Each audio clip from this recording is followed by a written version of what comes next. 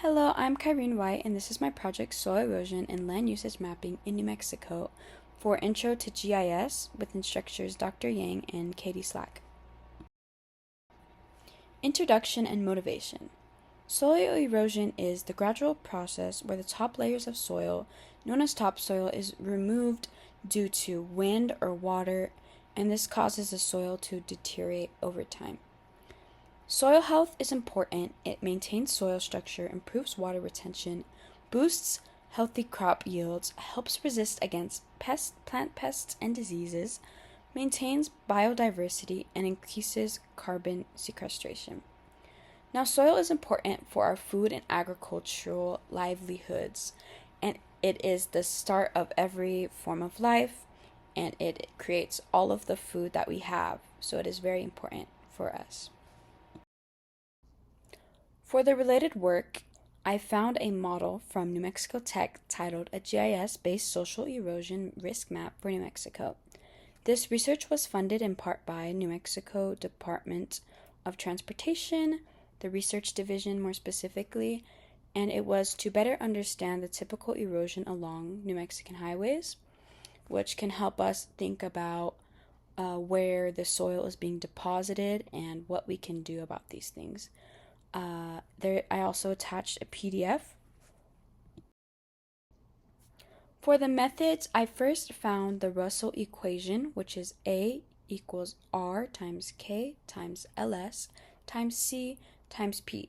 For the R is the R factor, and that is the rainfall, monthly average, and annual average that we can calculate.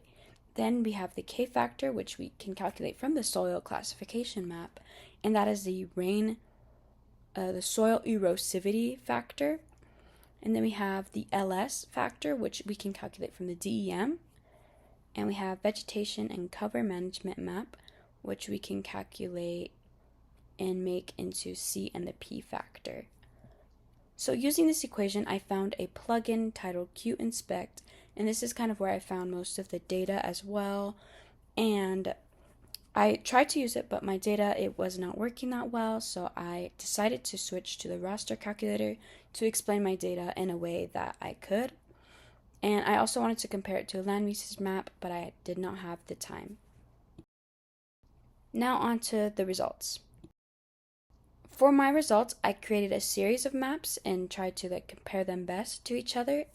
And this first one is the New Mexico R factor, and we can see that there is certain areas that have more rainfall than other areas by looking at this. And we can see that the areas that have less rainfall are in lighter pink, and the areas with higher rainfall are in darker pink. The next map is New Mexico DEM and Flowline, and we can see that the areas that have the stronger rivers, and we can see how the terrain matches up with the runoff and the amount of flow that these places are getting coming from the streams and rivers. This is the hydraulic soil groups map, and we can see that New Mexico is primarily moderately high runoff potential, which is quite interesting because there is a lot of area that is covered in that section. And we can also see that near the streams there is a high potential of runoff unless drained, because those are near areas that have rivers and streams. So there's those you can kind of look at as well. This is the New Mexico soil type map, and in the legend we can see that there are very many different types of soils in New Mexico, and that this can tell us many different things about the other factors in this equation. This is an output layer I've created through using the raster calculator, and this is a picture of the K factor and the DEM separately, and this is one of them together.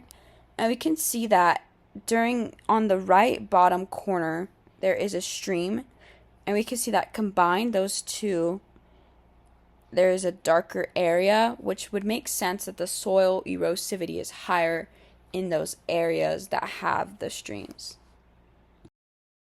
The next map I created using the raster calculators was the land cover and the DEM put together, and this is just a separate picture of both of those. This is a resulting map used from the raster calculator, and this can tell us the DEM over the land cover and combine those two.